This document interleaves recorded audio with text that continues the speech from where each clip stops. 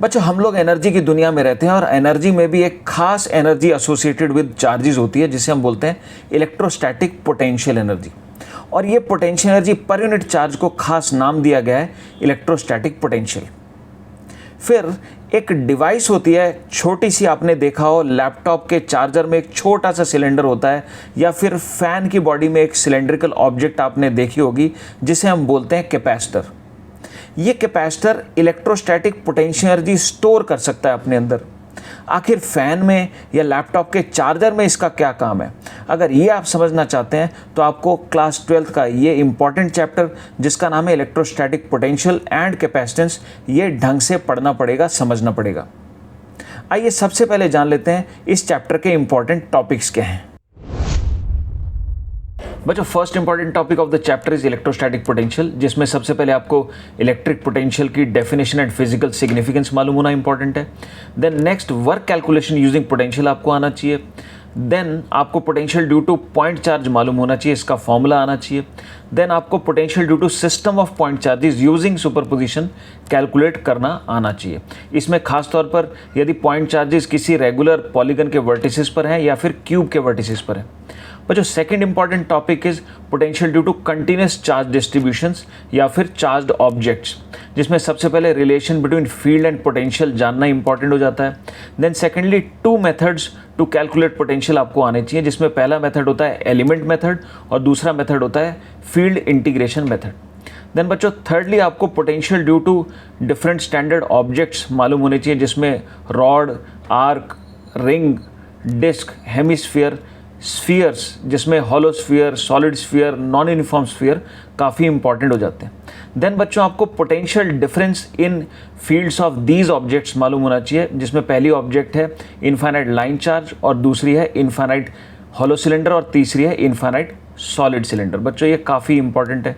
Then last बच्चों, आपको equipotential surfaces and its properties मालूम होना भी काफ़ी इंपॉर्टेंट हो जाता है। बच्चों, third important topic is potential energy, जिसमें सबसे पहले पोटेंशियल एनर्जी और इलेक्ट्रोस्टैटिक फोर्स का रिलेशन आपको मालूम होना इंपॉर्टेंट है। Then secondly potential energy of point charge आपको मालूम होना चाहिए। Then thirdly potential energy of system of point charges आपको मालूम होनी चाहिए।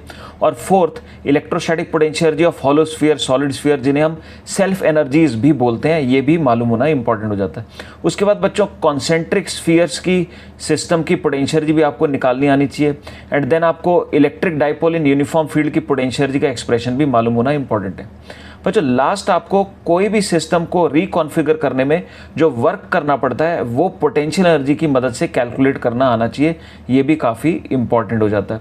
बच्चों, fourth important topic of the chapter happens to be conductors, जिसमें सबसे पहले कंडक्टर की बेसिक प्रॉपर्टीज़, जैसे कि इलेक्ट्रोस्टैटिक कंडीशन में कंडक्टर में फील्ड जीरो होता है, बॉडी इक्विपोटेंशियल होती है। फिर खास properties electrostatic shielding and grounding के बारे में काफ़ी क्लैरिटी होना इंपॉर्टेंट है बच्चों। देन कंडक्टर के डिफरेंट सिस्टम्स में आपको charge distribution, field potential calculation आनी चाहिए। To name a few, first system is system of parallel plates, then second system is system of concentric spheres, then third system could be a conductor with cavity। तो ये काफ़ी important systems हो जाते हैं बच्चों। Then next important हो जाता है कंडक्टर में कि कंडक्टिंग बॉडीज़ यदि चार्ज हैं और आपस में उनको कनेक्ट कर दिया जाता है तो एक बॉडी से दूसरी बॉडी किस तरीके से चार्ज फ्लो होगा और फाइनल इलेक्ट्रोस्टैटिक इक्विलिब्रियम में चार्ज कैलकुलेशन आना इंपॉर्टेंट है बच्चों। Fifth important topic of the chapter is capacitor, यानी कि एक ऐसी डिवाइस जिसमें दो metal pieces separated by some insulating gap होते हैं। इन पीसेस को usually plus Q minus Q equal but opposite charges दे दिए जाते हैं और इन पीसेस के बीच में इन चार्जेस के कारण जो फील्ड पैदा होता है वो एनर्जी स्टोर करता है। तो कैपेसिटर एसेंशियली एक इलेक्ट्रिकल एनर्जी स्टोरिंग डिवाइस है, जिसके लिए सबसे पहले आपको कैपेसिटेंस का मतलब और फॉर्मूला मालूम होना चाहिए एंड सेकेंडली एनर्जी स्टोर्ड का एक्सप्रेशन जानना इंपॉर्टेंट है। बच्चों, sixth important topic is parallel plate capacitor, जो कि एक स्पेशल टाइप का कैपेसिटर है जिसके मेटल पीसेस प्लेट्स की शेप में होते हैं और पैरेलल ओरिएंटेशन में होते हैं। इसके लिए बच्चों सबसे पहले आपको अगर plus Q minus Q charge है प्लेट्स के ऊपर तो स्पेस बिटवीन प्लेट्स में इलेक्ट्रिक फील्ड का एक्सप्रेशन क्या है ये जानना इंपॉर्टेंट है। सेकेंडली, इस कैपेसिटर की कैपेसिटेंस क्या होगी ये जानना इंपॉर्टेंट है। थर्डली, कैपेसिटेंस किन बातों पर निर्भर होती है, यानी कि ज्योमेट्री और मीडियम पर किस तरीके से डिपेंडेंट होती है, ये जानना काफ़ी इंपॉर्टेंट है। उसके बाद फोर्स बिटवीन प्लेट्स का एक्सप्रेशन फॉर्मूला क्या होगा, ये भी आपको मालूम होना चाहिए। एंड लास्ट, आपको energy density between plates of capacitor ये मालूम होना इंपॉर्टेंट हो जाता है। बच्चों, seventh important topic happens to be spherical capacitor, जिसमें 2 स्फीयर्स की इन्वॉल्वमेंट होती है और 3 केसेस में आपको स्फेरिकल कैपेसिटर की कैपेसिटेंस के एक्सप्रेशन मालूम होने चाहिए। केस 1, जिसमें स्फीयर्स अलग अलग हैं, एक दूसरे से दूर हैं। केस 2, जिसमें स्फीयर्स कॉन्सेंट्रिक हैं और बाहर वाला स्फीयर ग्राउंडेड है। एंड केस 3, जिसमें अंदर वाला स्फीयर ग्राउंडेड है। बच्चों, 8th इंपॉर्टेंट टॉपिक है सिलिंड्रिकल कैपेसिटर, जो कि लॉन्ग कोएक्सियल सिलेंडर से बना होता है। इसमें आपको इसकी कैपेसिटेंस का एक्सप्रेशन मालूम होना इंपॉर्टेंट है। बच्चों, 9th important topic is dielectric inside capacitor. Dielectric यानी कि insulator, for example wooden slab. तो जब डाइलेक्ट्रिक कैपेसिटर की प्लेट्स के बीच में इंसर्ट किया जाता है तो इसका अपने आप में काफ़ी इंपॉर्टेंट डिस्कशन बनता है, जिसमें सबसे पहले आपको charges induced on surface of dielectric, इसका फॉर्मूला मालूम होना चाहिए। Then secondly, net field inside dielectric, इसका एक्सप्रेशन आपको मालूम होना चाहिए। Then next, effect of inserting dielectric on various parameters, जैसे कि कैपेसिटर की capacitance, energy stored, potential difference, charge stored, इन सब पर क्या फर्क पड़ेगा अगर कोई वुडन या डाइलेक्ट्रिक स्लैब मैं कैपेसिटर की प्लेट्स के बीच में डाल दूं। इसमें आपको खास तौर पर बच्चों 2 केसेस मालूम होने चाहिए। Case 1, isolated charge capacitor, and case 2, capacitor with battery connected across it. बच्चों, 10th important topic is combination of dielectric slabs, जिसमें सबसे पहले equivalent dielectric constant and equivalent capacitance की कैलकुलेशन इंपॉर्टेंट है, जिसमें 5 केसेस आप कवर कर लीजिएगा। पहला है सीरीज कॉम्बिनेशन, दूसरा है पैरेलल कॉम्बिनेशन, तीसरा है मिक्स ग्रुपिंग, जो कि काफ़ी इंपॉर्टेंट है, चौथा है combination of triangular slabs, and 5th is slab with variable dielectric constant. बच्चों, नेक्स्ट कॉम्बिनेशन में आपको किसी पर्टिकुलर डाइलेक्ट्रिक स्लैब के अक्रॉस कितना पोटेंशियल डिफरेंस है, कितना इसके अंदर फील्ड है, कितनी इसकी एनर्जी डेंसिटी है, इसकी अंडरस्टैंडिंग होना भी काफ़ी इंपॉर्टेंट है बच्चों। Then 11th important topic is force on dielectric slab.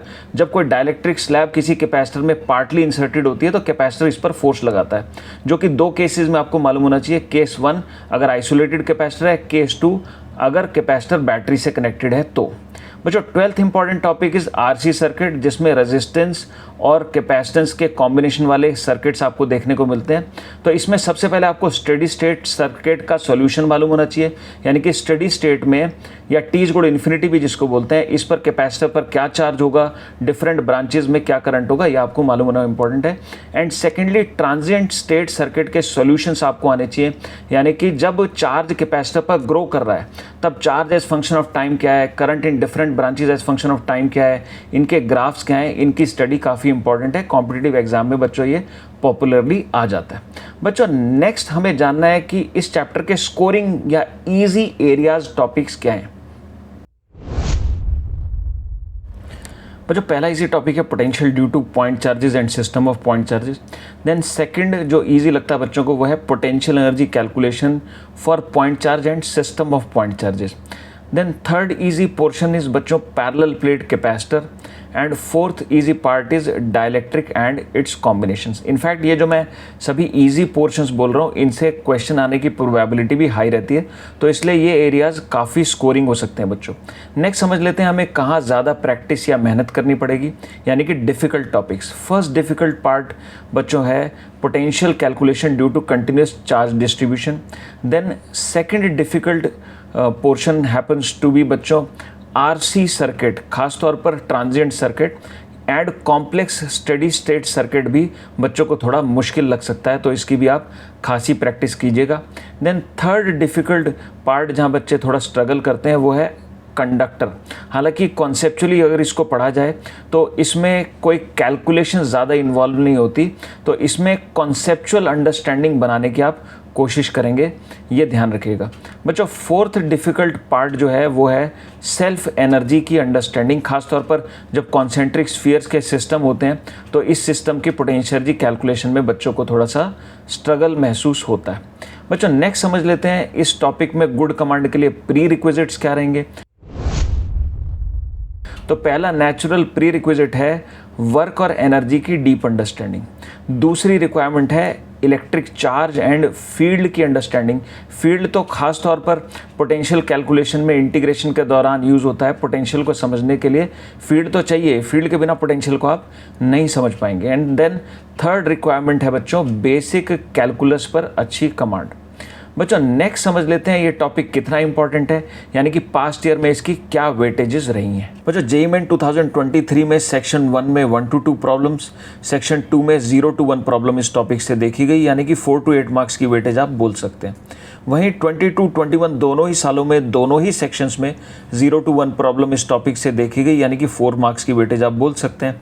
अगर 3 साल में मिला करके देखें तो 43 कॉन्सेप्चुअल एंड 24 न्यूमेरिकल प्रॉब्लम्स इस टॉपिक से बच्चों पूछी गई हैं, यानी कि मेजॉरिटी प्रॉब्लम्स कॉन्सेप्चुअल टाइप की इस टॉपिक से आई हैं, ये ध्यान रखिएगा आप। वहीं आईआईटी जेईई एडवांस की बात करें तो 2023 में अराउंड 9% वेटेज रही है, 2022 में देखें तो सिग्निफिकेंट 12% की वेटेज रही है, और वहीं 21 में अराउंड 3% की वेटेज इस टॉपिक से रही है, यानी कि ये टॉपिक बच्चों सिग्निफिकेंट वेटेज कैरी करता है, ये ध्यान रखिएगा। बच्चों इलेक्ट्रोस्टैटिक पोटेंशियल एंड कैपेसिटेंस में सॉलिड कॉन्फिडेंस के लिए आप ये स्ट्रेटजी फॉलो कर सकते हैं। सबसे पहले आपको इस चैप्टर के लिए 12 आवर्स के क्वालिटी लेक्चर्स चाहिए होंगे। देन आपको इस टॉपिक में अराउंड 24 आवर्स सेल्फ स्टडी में डिवोट करने होंगे बच्चों, जिसको अगेन आप 3 पार्ट्स में ब्रेक कर लीजिए।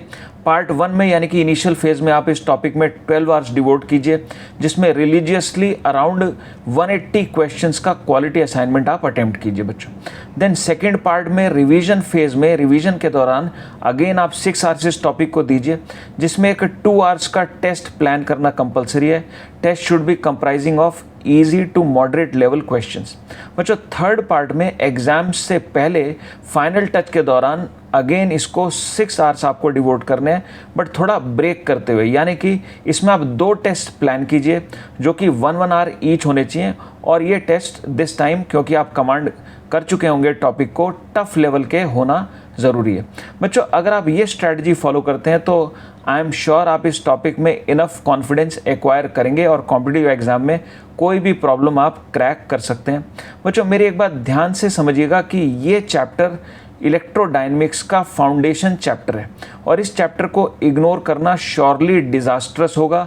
आगे के चैप्टर्स टॉपिक्स में अंडरस्टैंडिंग डेवलप नहीं हो पाएगी आपकी। तो इस चैप्टर को आपको बड़े ध्यान से पढ़ना है, मन लगा के पढ़ना है बच्चों। I wish you all the best.